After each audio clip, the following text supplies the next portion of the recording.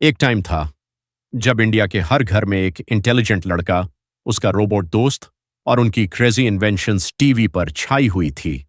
Yes, हम बात कर रहे हैं कितेरेत्सु डाइहाक्का की। 1990 के दशक और 2000 के दशक के किड्स के लिए कितेरेत्सु सिर्फ एक कार्टून नहीं था, यह बचपन की मेमोरी थी। लेकिन फिर एक दिन यह शो इंडियन टीवी से धीरे धीरे गायब हो गया। आखिर कितेरेत्सु इंडिया में बंद क्यों हुआ? क्या टीआरपी गिर गई थी, या फिर कोई और बड़ा रीजन था? कितेरेत्सु ओरिजिनली जापान का एनिमे था जो फेमस मंगा क्रिएटर फुजिको एफ फुजियो ने बनाया था, वही क्रिएटर जिन्होंने डोरेमोन भी क्रिएट किया। इंडिया में यह शो मैनली हंगामा टीवी पर आता था और जल्दी ही बच्चों का फेवरेट बन गया। लेकिन 2010 के बाद सिचुएशन चेंज होने लगी। सबसे बड़ा रीजन था एपिसोड्स की कमी। कितेरेत्सु डाइहाक्का के टोटल अराउंड 331 एपिसोड्स थे। हंगामा टीवी ने उनमें से बहुत एपिसोड्स को बार बार रिपीट करना स्टार्ट कर दिया। ऑडियंस को सेम एपिसोड्स रिपीटेडली देखने मिले और धीरे धीरे एक्साइटमेंट कम होने लगी। उस टाइम इंडियन टीवी पर नए शोज आ रहे थे। Shinchan, Doraemon, Oggy and the cockroaches, छोटा भीम चैनल्स उन शोज को ज्यादा प्रायोरिटी देने लगे जो हायर टीआरपी और टॉय सेल्स जनरेट कर रहे थे। किटेरेत्सु एक ओल्डर जनरेशन का शो बनने लगा। एक और पॉसिबल रीजन था लाइसेंसिंग। एनिमे शोज को टीवी पर चलाने के लिए चैनल्स को ब्रॉडकास्टिंग राइट्स रिन्यू करने पड़ते हैं, और कई बार अगर शो उतना प्रॉफिट जनरेट नहीं करता तो चैनल्स राइट्स रिन्यू नहीं करते। फैंस बिलीव करते हैं कि इसी वजह से कितेरेत्सु धीरे धीरे इंडियन टेलीविजन से रिमूव हुआ। लेकिन सच ये है, किटेरेत्सु कभी ऑफिशियली फैंस के दिल से गया ही नहीं। टुडे भी यूट्यूब कमेंट्स, रील्स और नॉस्टैल्जिया वीडियोस में लोग कितेरेत्सु को याद करते हैं। टीवी से शो जरूर चला गया, लेकिन 2000 के दशक के किड्स के लिए कितेरेत्सु डाइहाक्का हमेशा उनके चाइल्डहुड का इंपॉर्टेंट पार्ट रहेगा। क्योंकि कुछ कार्टून सिर्फ एंटरटेनमेंट नहीं होते, वो मेमोरीज बन जाते हैं। अगर आपको भी कितेरेत्सु याद है तो कमेंट करो। चाइल्डहुड नेवर एंड्स, नी नो ट्रू। एक टाइम था जब टीवी पर एक अजीब लेकिन बहुत फनी सुपर हीरो आता था। उसका नाम था लकमैन। न पावरफुल पंचेस, न डेंजरस वेपन्स, सिर्फ एक चीज, अनलिमिटेड लक। लेकिन फिर अचानक इंडिया से लकी मन गायब हो गया। आखिर ऐसा क्या हुआ? क्यों बैंड हो गया ये आइकॉनिक कार्टून इंडिया में? आज हम जानेंगे लकी मैन के इंडिया में एंड होने की असली कहानी।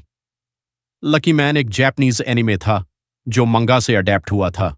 इस शो का मेन कैरेक्टर था एक लेजी और वीक स्टूडेंट, लेकिन जब वो ट्रांसफॉर्म होता था तो बन जाता था सुपर हीरो लकी मैन। ये सुपर हीरो स्ट्रेंथ से नहीं, प्योर लक से एनिमीज को हराता था। कभी विलन खुद गिर जाता था, कभी मिटियोर एनिमी पर ही क्रैश हो जाता था। इसी यूनिक कॉमेडी स्टाइल की वजह से लकमैन जापान में काफी पॉपुलर हुआ। इंडिया में लकमैन को हिंदी डब के साथ टीवी चैनल्स पर दिखाया गया। 90s और अर्ली 2000s के किड्स को यह शो बहुत पसंद आया। Funny expressions, over the top comedy और रैंडम लक मोमेंट्स ने इस शो को मेमोरेबल बना दिया।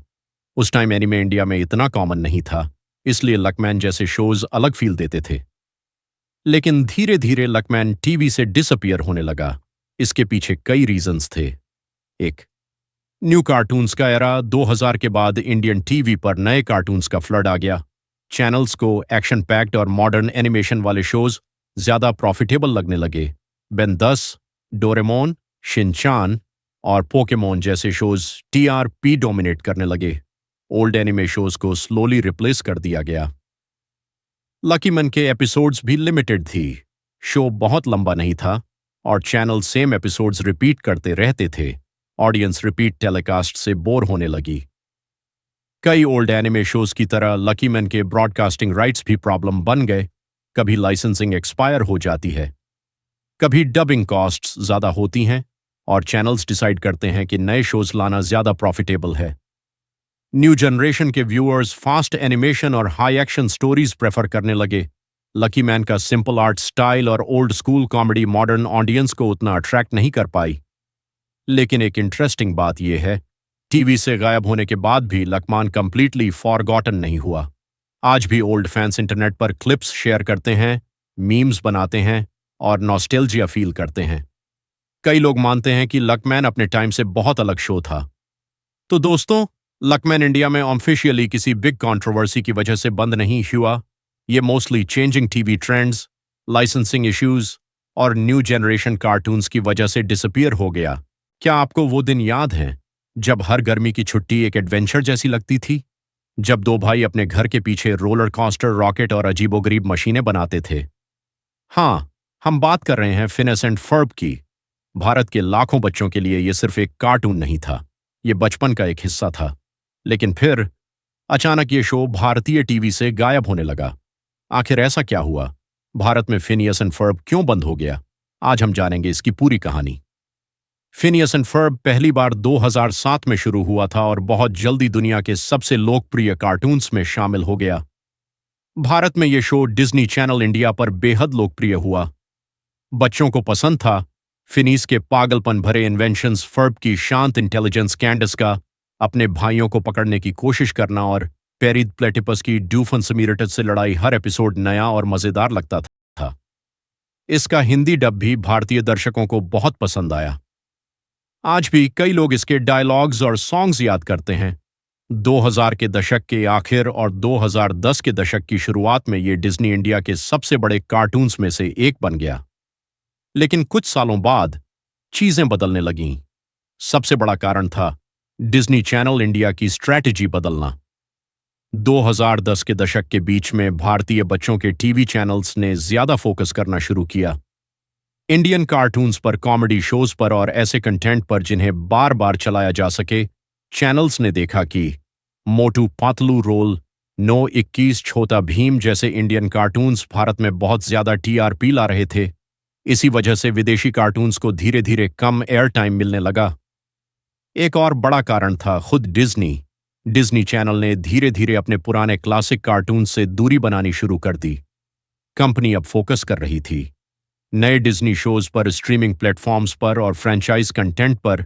2015 में फिनिस एंड फर्ब का ओरिजिनल रन पूरी दुनिया में ऑफिशियली खत्म हो गया। जब शो ग्लोबली खत्म हो गया तो डिज्नी इंडिया ने भी इसके रीरन्स कम करने शुरू कर दिए। धीरे धीरे इसकी जगह नए प्रोग्राम्स आने लगे।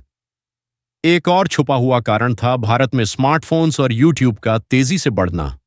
पहले बच्चे कार्टून्स मेनली टीवी पर देखते थे, लेकिन सस्ता इंटरनेट आने के बाद यूट्यूब बहुत तेजी से पॉपुलर हुआ। स्ट्रीमिंग ऐप्स बढ़ने लगे और बच्चे टीवी छोड़कर मोबाइल स्क्रीन्स पर शिफ्ट होने लगे। इस वजह से कई टीवी चैनल्स की व्यूअरशिप कम हो गई। पुराने इंटरनेशनल कार्टून्स को बार बार चलाने की जगह चैनल्स ऐसे शोज पर फोकस करने लगे जो ज्यादा टीआरपी ला सकें।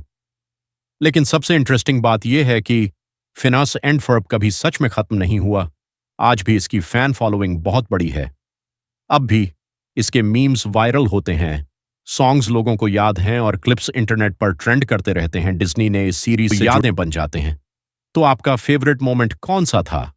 हमें कमेंट्स में जरूर बताइए और ऐसे ही चाइल्डहुड मेमोरीज के लिए लाइक, सब्सक्राइब और शेयर करना मत भूलिए।